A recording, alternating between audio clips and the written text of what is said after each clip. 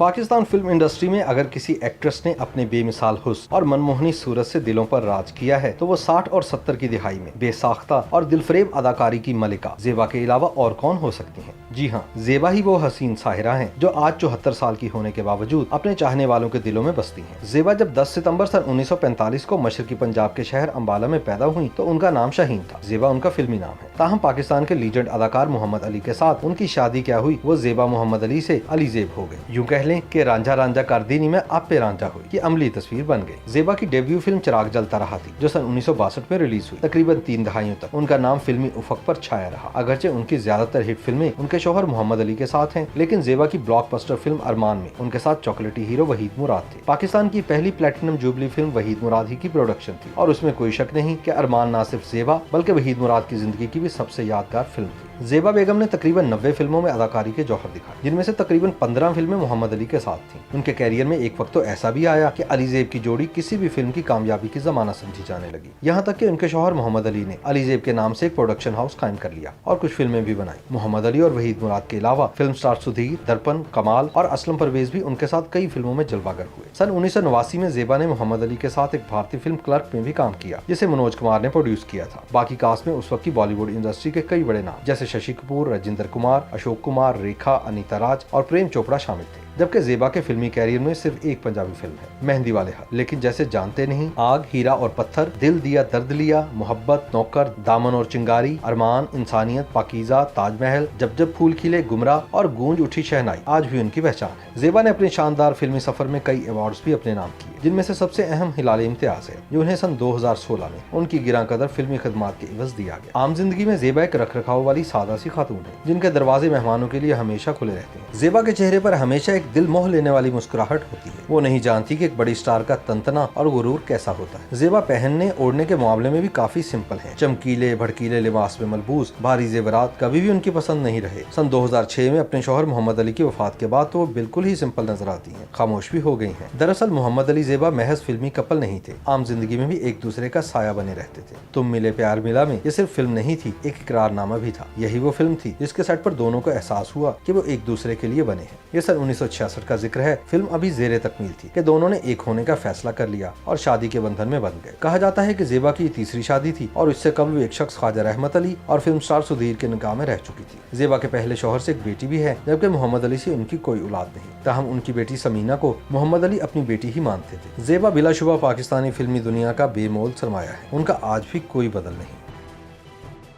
YouTube पर googly news देखने के लिए youtube.com की सर्च बार में गूगली न्यूज टीवी टाइप करें। गूगली न्यूज के पेज पर सुर्ख रंग के सब्सक्रिप्शन वाले बटन पर क्लिक करना ना भूलिए। YouTube पेज पर अपलोड होने वाली वीडियोस से बाखबर रहने के लिए बेल आइकन पर क्लिक कीजिए। आपको हर नई वीडियो के बारे में नोटिफिकेशन मौसूल हो जाएगा।